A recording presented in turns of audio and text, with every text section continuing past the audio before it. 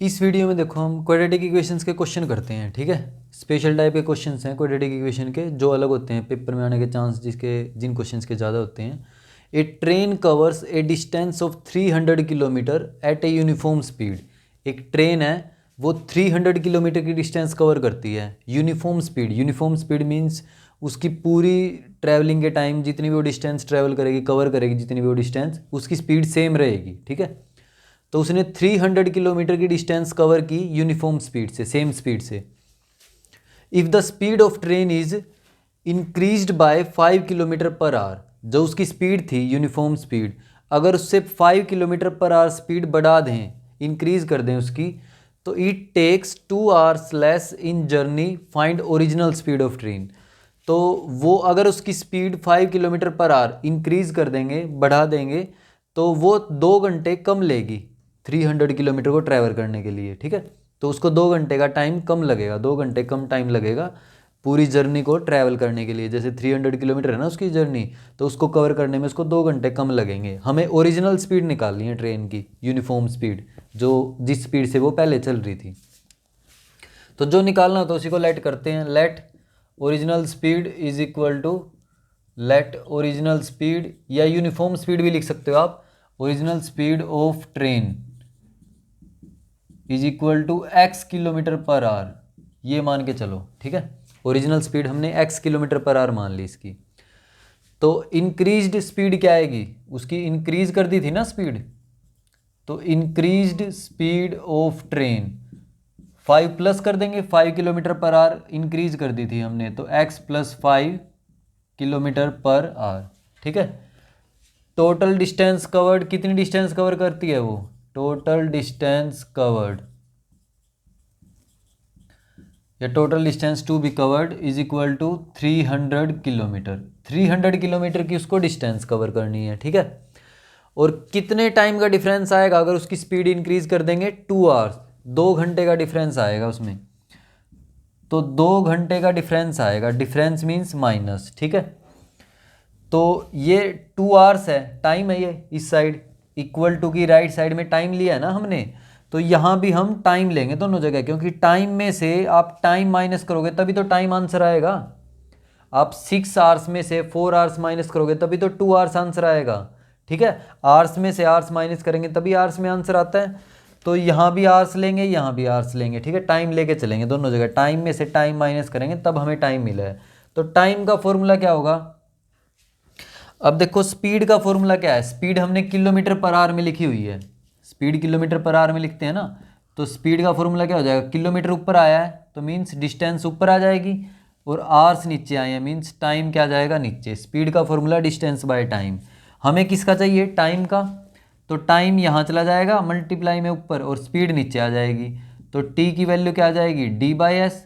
तो टाइम का फॉर्मूला क्या हो जाएगा, डिस्टेंस बाय स्पीड, ठीक है।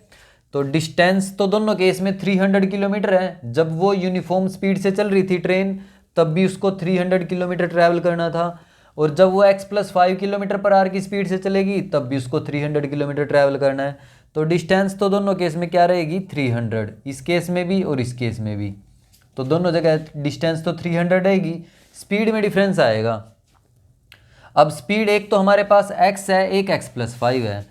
अब ये बात याद रखो, मान लो अगर ये लिखा हुआ है 4/2 और एक जगह लिखा हुआ है 4/4, ठीक है, 4/2 4/4, ऊपर न्यूमरेटर तो सेम है। अब डिनोमिनेटर देखो, यहाँ डिनोमिनेटर छोटा है, आंसर क्या आएगा इसका, 2 2 जा 4, आंसर आया इसका 2। जब डिनोमिनेटर छोटा था ना, एक तो ये 4 है, एक ये 2 है, 2 और 4 में से 2 छोटा है ना, तो जब डिनोमिनेटर छोटा है तो आंसर 2 आ रहा है, और 4 1 जा 4, और इनको कट करके 1 आया। जब डिनोमिनेटर बड़ा है तो आंसर 1 आ रहा है। 2 और 4 में से 2 छोटा था तो आंसर बड़ा आया, 4 बड़ा था तो आंसर छोटा आया। मीन्स जितनी वैल्यू नीचे छोटी होगी आंसर उतना ही बड़ा आएगा। तो इनमें से छोटी वैल्यू नीचे लेनी पड़ेगी, यहाँ पर हमें छोटी वैल्यू लिखनी पड़ेगी, क्योंकि अगर हम यहाँ छोटी वैल्यू लिखेंगे तो ये पूरी वैल्यू क्या हो जाएगी, जो इसका आंसर आएगा वो बड़ा आएगा। बड़े में से माइनस करेंगे छोटे नंबर को तभी तो आंसर पॉजिटिव मिलेगा हमें। यहाँ बड़ी वैल्यू आएगी, फिर बीच में माइनस, फिर यहाँ छोटी वैल्यू, बड़ी में से छोटी वैल्यू माइनस करके तभी तो माइनस प्लस में आंसर आएगा। ठीक है। तो यहाँ बड़ी वैल्यू कब आएगी, जब नीचे छोटी लिखेंगे, और इनमें से x में से और x+5 में से कौन सी वैल्यू छोटी है, x, तो नीचे क्या आ जाएगा x, और यहाँ क्या आएगा x+5, ठीक है। तो ऐसे आपको राइट करना है। काफ़ी सारे बच्चे इसी स्टेप में गलती करते हैं कि कभी x+5 यहाँ लिख देंगे, ठीक है, या इसी में गलती होती है कि x+5 या x कहाँ आएगा। अगर आपको ये पता चल जाएगा तो इसके बाद आसान क्वेश्चन है, बिल्कुल क्वाड्रेटिक में चेंज करो और वहाँ से इसके रूट निकाल दो, ठीक है। अब ये हमारी इक्वेशन बनी है, तो अब इस इक्वेशन को बनाने के बाद हम इसकी वैल्यू निकाल लेंगे, x की वैल्यू कब निकलेगी, जब इसको क्वाड्रेटिक में चेंज करेंगे। x और x+5 का एलसीएम ले लो, x × x+5, ये एलसीएम आ जाएगा। अब इस पूरे एलसीएम को x से डिवाइड करेंगे, तो x से तो x कैंसिल हो जाएगा, x+5 बचेगा, x+5 की 300 के साथ मल्टीप्लाई, 300 मल्टीप्लाई बाय x+5, बीच में माइनस आ जाएगा। इस पूरे एलसीएम को x+5 से डिवाइड करेंगे, x+5 से x+5 कैंसिल हो जाएगा, x बचेगा, x की 300 के साथ मल्टीप्लाई हो जाएगी, और इक्वल टू में क्या चलेगा 2, ठीक है। या ऐसे भी कर सकते हो, x और x+5 का एलसीएम x × x+5, x+5 की इसके साथ मल्टीप्लाई, x की इसके साथ मल्टीप्लाई, ठीक है। अब इसको सोल्व करो, 300 की x के साथ मल्टीप्लाई 300x आ जाएगा, 300 की 5 के साथ मल्टीप्लाई 1500 आ जाएगा, बीच में माइनस, और यहाँ क्या आएगा 300x। नीचे इसको सोल्व कर लो, x की x के साथ मल्टीप्लाई x², x की 5 के साथ मल्टीप्लाई 5x, और यहाँ क्या आएगा 2, ठीक है। ये 300x प्लस का है, ये माइनस का, कैंसिल हो जाएंगे, 1500 बचेगा बस, 1500 डिवाइड बाय x² + 5x = 2। अब ये डिवाइड में है, यहाँ जाएगा मल्टीप्लाई में, तो 1500 = 2 की इनके साथ मल्टीप्लाई हो जाएगी x² + 5x के साथ, ठीक है। अब 1500 = 2 की इनके साथ, 2 की x² के साथ मल्टीप्लाई करेंगे 2x², और 2 की 5x के साथ करेंगे 10x। अब ये प्लस का 1500 है, इस साइड आएगा माइनस का हो जाएगा, तो इक्वेशन क्या बनेगी, quadratic equation, 2x² + 10x - 1500 = 0। 2x² + 10x, ये प्लस का 1500 था, यहाँ आएगा माइनस का 1500 = 0। अब ये सारी टर्म 2 से डिवाइड हो जाएंगे, तो इन सब को 2 से डिवाइड कर दो, इससे हमारी कैलकुलेशन छोटी हो जाएगी, ठीक है। इसको 2 से डिवाइड करेंगे x² आ जाएगा, इसको 2 से डिवाइड करेंगे 5x, और इसको 2 से डिवाइड करेंगे 750 आ जाएगा, इक्वल टू में क्या आएगा 0, ठीक है। तो ये हमारी क्वाड्रेटिक इक्वेशन बनी है। अब हमें इसके रूट्स निकालने हैं, वही तो x की वैल्यू आएंगी, वही तो स्पीड आ जाएगी, फिर x की वैल्यू तो स्पीड है, ठीक है। तो इसकी वैल्यू कैसे निकालेंगे, x की वैल्यू फैक्टराइजेशन से कर लो, ठीक है। फैक्टर करते हैं इसके, मल्टीप्लाई करके क्या आना चाहिए, मल्टीप्लाई करके -750 की 1 के साथ -750, और प्लस माइनस करके क्या चाहिए हमें +5, ठीक है। जो x के साथ होता है वो प्लस माइनस करके चाहिए हमें।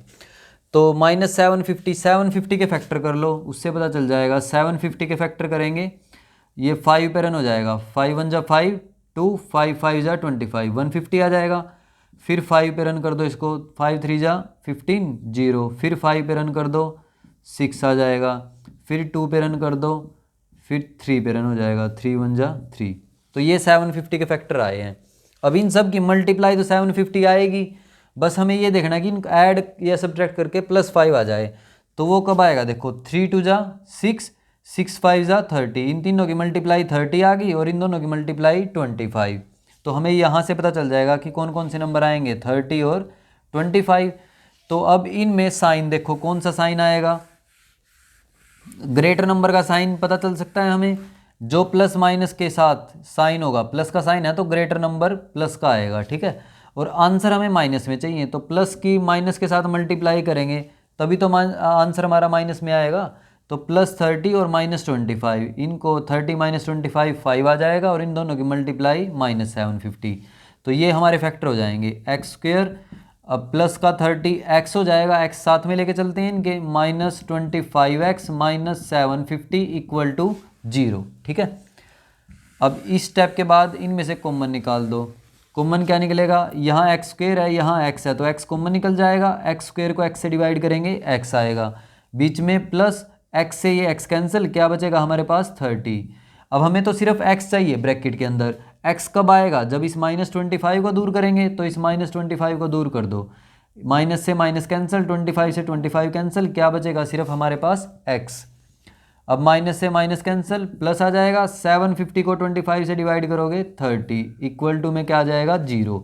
तो ये दोनों जगह x + 30 आया हुआ है, तो x + 30 को हम कॉमन निकाल देंगे।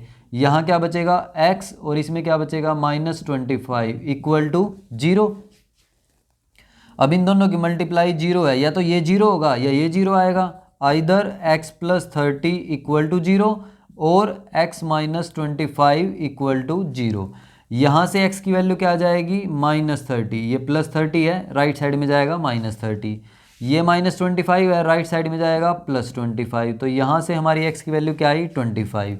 अब हम स्पीड को माइनस में नहीं ले सकते, तो ये तो हमारा कैंसिल हो जाएगी ये वैल्यू। तो x की वैल्यू क्या आ जाएगी? 25।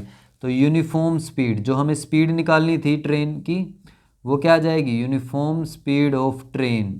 ठीक है, यूनिफॉर्म स्पीड ऑफ ट्रेन किसके इक्वल आ जाएगी? 25 km/h। ठीक है, यही तो थी x की वैल्यू, यही निकालनी थी ना। ओरिजिनल स्पीड बोल लो या uniform speed of train, x मान के चले थे, तो वो क्या आ जाएगी? x की जगह 25 रख देंगे, 25 km/h आ जाएगी। ठीक है, नेक्स्ट क्वेश्चन आपका, a motor boat whose speed is 10 km/h in still water. एक मोटर बोट है, उसकी स्पीड कितनी दी हुई है? 10 km/h। Goes 24 kilometre downstream. वो 24 किलोमीटर डाउन स्ट्रीम जा रही है। तो इसमें दो वर्ड आएंगे, एक डाउन स्ट्रीम, बोट वाले जो क्वेश्चंस होंगे ना, उसमें दो वर्ड आते हैं, एक डाउन स्ट्रीम, एक अप स्ट्रीम। डाउन स्ट्रीम का मीनिंग क्या है? कि जिस साइड पानी फ्लो करेगा उसी साइड बोट जाएगी। ठीक है, अगर स्ट्रीम की डायरेक्शन ये दी हुई है, तो बोट की डायरेक्शन भी यही आ जाएगी। ठीक है, ये वाटर की डायरेक्शन है और ये आ जाएगी बोट की डायरेक्शन, दोनों की डायरेक्शन सेम होगी, तो वो केस कौन सा होगा? डाउन स्ट्रीम का। ठीक है, ये होता है डाउन स्ट्रीम का केस। और अगर अपोजिट डायरेक्शंस हो जाएंगी, मान लो वाटर इस साइड फ्लो कर रहा है और हमारी बोट इस साइड आ रही है। ठीक है, तो ये क्वेश्चन हो जाएगा अपस्ट्रीम का, इसमें अपस्ट्रीम का केस आ जाएगा। तो इनमें डिफरेंस क्या है? डाउन स्ट्रीम वाले केस में मान लो इसकी स्पीड x है और बोट की स्पीड y है। डाउन स्ट्रीम जाएगी जब बोट, डाउन स्ट्रीम जा रही है, तो वाटर इस साइड फ्लो कर रहा है और बोट भी इसी साइड फ्लो कर रही है, एक ही डायरेक्शन में फ्लो कर रहे हैं, एक ही डायरेक्शन में जा रहे हैं दोनों, वाटर भी और बोट भी। तो दोनों की स्पीड ऐड हो जाएगी, x + y। ठीक है, वाटर की और बोट की दोनों की स्पीड ऐड हो जाती है जब डाउन स्ट्रीम का केस होगा। अप स्ट्रीम में क्या होगा? अब बोट तो अलग डायरेक्शन में जा रही है और वाटर अलग डायरेक्शन में जा रहा है, तो बोट की स्पीड कम हो जाएगी। मान लो वाटर की स्पीड x दी हुई है और बोट की y, तो बोट की स्पीड कम करनी है हमें, तो बोट की स्पीड में से माइनस कर देंगे किसकी स्पीड? वाटर की, तो y - x लेके चलेंगे अपस्ट्रीम के केस में। ठीक है, बस ये याद रखो कि बोट की स्पीड कम करनी है, तो बोट की स्पीड मीन्स y में से हम वाटर की स्पीड माइनस कर देंगे। ठीक है, ये कंसेप्ट है। ये अगर आपको समझ में आ गया तो क्वेश्चन बिल्कुल ईजी है। देखो अब कैसे करेंगे इसको सोल्व। अब हमें बोट की स्पीड तो दी हुई है 10 km/h। अब वो बोट 24 किलोमीटर डाउन स्ट्रीम जा रही है and comes back in total time of 5 hours, और फिर वो वापस आती है। पहले तो 24 किलोमीटर डाउन स्ट्रीम गई, फिर जब वापस आएगी तो डायरेक्शन, वाटर तो डाउन स्ट्रीम जाते टाइम तो वाटर उसी डायरेक्शन में फ्लो कर रहा था, लेकिन जब वो वापस आएगी तो वाटर की डायरेक्शंस और बोट की डायरेक्शंस अपोजिट हो जाएंगी, अपस्ट्रीम का केस आएगा। तो 24 किलोमीटर वो फिर अपस्ट्रीम आई, और ये दोनों काम उसने कितने टाइम में किए? 5 hours में। ठीक है, टोटल टाइम हमें 5 hours दिया हुआ है। हमें स्पीड निकालनी है स्ट्रीम की, वाटर की स्पीड निकालनी है। ठीक है, तो लेट करके चलते हैं। लेट स्पीड ऑफ स्ट्रीम या water is equal to speed of stream is equal to x km/h। ठीक है, ये हम लेट करके चलते हैं कि ये स्ट्रीम की स्पीड है, वाटर की स्पीड है। बोट की स्पीड कितनी दी हुई है? स्पीड ऑफ बोट, बोट की स्पीड दी हुई है हमें 10 km/h। ठीक है, तो अब कितने टाइम, टोटल टाइम कितना दिया हुआ है? 5 hours। तो टोटल टाइम हमें दिया हुआ है 5 hours, टोटल टाइम है इसलिए बीच में प्लस आ जाएगा। ठीक है, अगर वो ये बोले कि 5 hours पहले आ जाएगा या 5 hours ज़्यादा लगेगा उसको टाइम, तो फिर बीच में माइनस आता है। ठीक है, जैसे ट्रेन वाले क्वेश्चन में था, इसमें टोटल टाइम दिया हुआ है तो बीच में प्लस लगाएंगे। अब यहाँ टाइम की वैल्यू लिखी है मैंने 5 hours, तो टाइम में टाइम प्लस करेंगे तभी टाइम आएगा हमारे पास। और टाइम का फॉर्मूला क्या होता है? Distance by speed. टाइम का फॉर्मूला क्या आएगा? Distance by speed. तो यहाँ डिस्टेंस क्या आएगी दोनों केस में? 24 किलोमीटर तो वो डाउन स्ट्रीम गया था, फिर 24 किलोमीटर अप स्ट्रीम आया, तो 24 रहेगी दोनों केस में डिस्टेंस, तो 24। अब स्पीड दोनों अलग अलग हो जाएंगी। स्पीड की जगह क्या रखेंगे? जब वो अप स्ट्रीम, मान लो पहले डाउन स्ट्रीम जा रहा था, वो डाउन स्ट्रीम में दोनों की स्पीड ऐड हो जाती है, तो क्या करेंगे? x + 10 लिख देंगे, ठीक है, या 10 + x लिख दो, या x + 10 एक ही बात है, ठीक है, तो 10 + x हो जाएगी। और फिर अप स्ट्रीम का केस आएगा। अप स्ट्रीम में क्या करते हैं? जो भी बोट की स्पीड है, बोट की स्पीड कितनी है? 10 किलोमीटर/आवर, उसमें से हम माइनस करते हैं। बोट की स्पीड कम करनी है ना हमें, अप स्ट्रीम में बोट की स्पीड कम हो जाती है, ठीक है, तो वो माइनस, उसमें से माइनस करेंगे किसको? स्ट्रीम की स्पीड को, वाटर की स्पीड को। तो इसमें क्या आ जाएगी? 10 - x।